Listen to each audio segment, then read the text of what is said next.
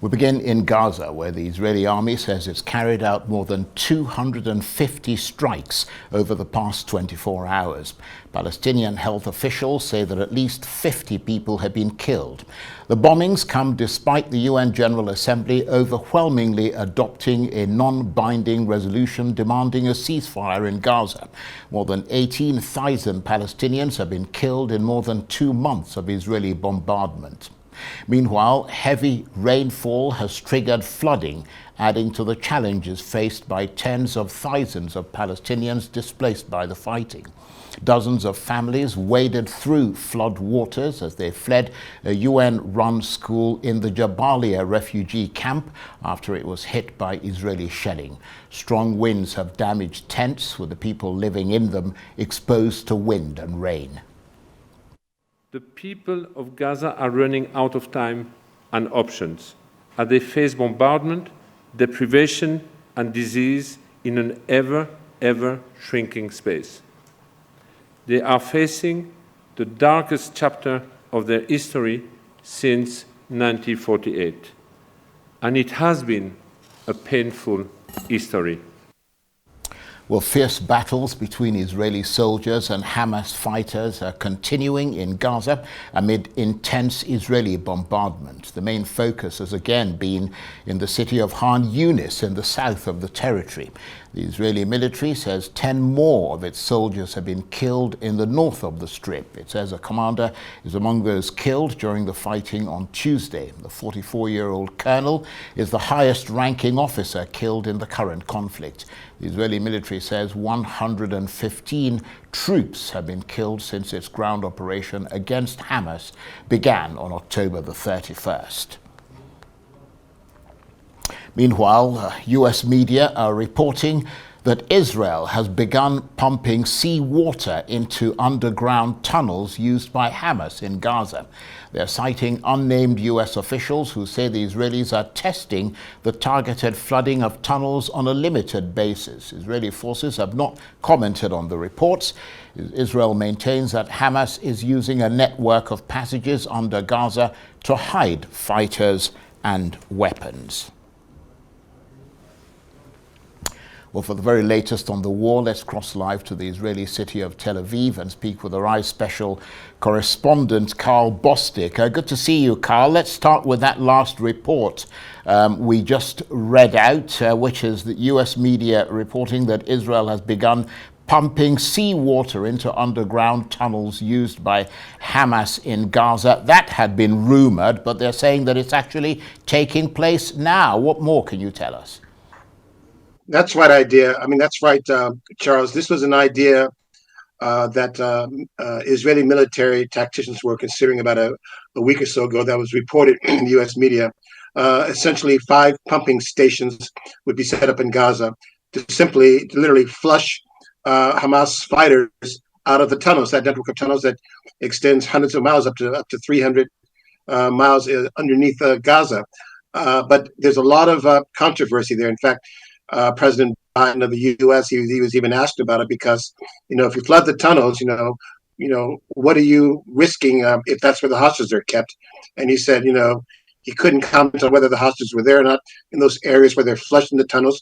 But also environmentally, you have the problem that those tunnels would be underneath residential and other buildings in Gaza, and Gaza is built on a sandy foundation.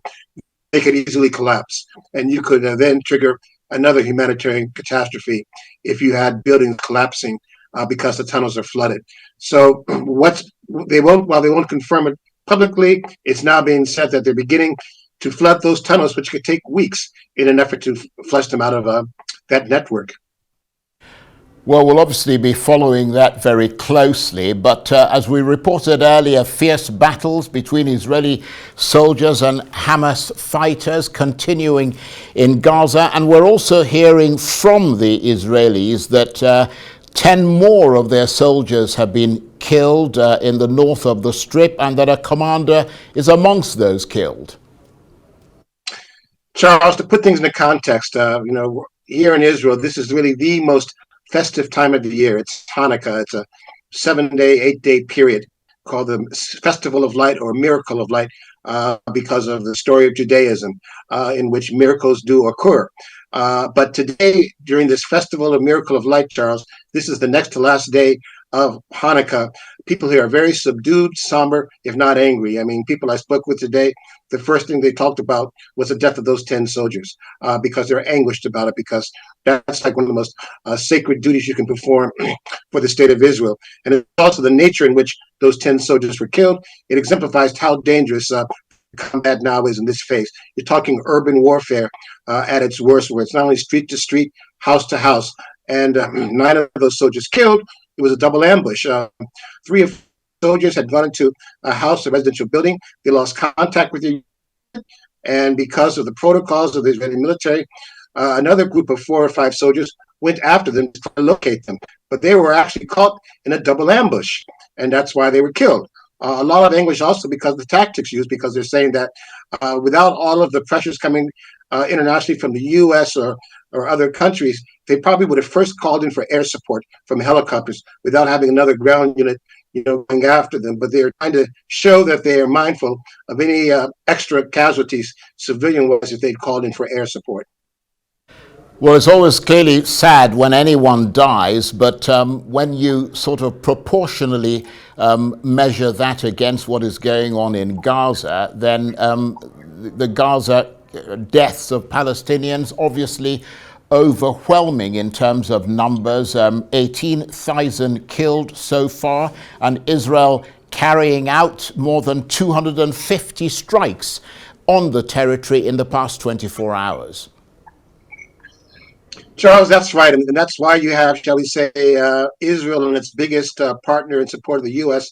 now on a collision course. And you talked about that UN vote yesterday, a non-binding resolution calling for an immediate humanitarian ceasefire, non-binding, of course. But what it showed the shifting in the mood internationally and how isolated the U.S. is. That final tally, Charles, in New York was about 153 countries calling for an immediate humanitarian ceasefire, 153 countries. But Charles, at the end of October, it was 120. So 30 plus countries have moved to the side of the ledger for an immediate ceasefire. And similarly, the EU, in October, about 8 countries called for humanitarian ceasefire. Now it's more than half. Now it's 17. So the U.S. is now isolated. And here you've got 2 of its top security officials, the National Security Advisor, Jake Sullivan, arriving in Tel Aviv tomorrow and for Friday to meet with Israel's Benjamin Netanyahu. And also on Monday, Defense Secretary Lloyd Austin coming with a really, really timed message saying that, we care about, you're wanting to defeat Hamas, but we care about the rising toll, which is becoming unacceptable internationally. We also care about the day after.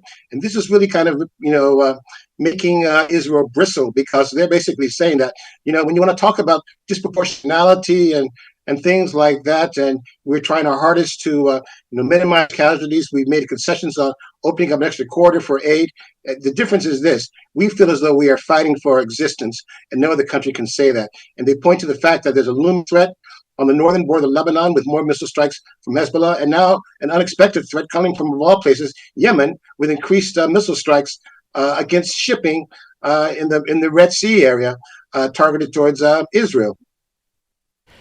Karl, thanks for the update. Karl Bostic is our special correspondent. He was talking to me there from Tel Aviv.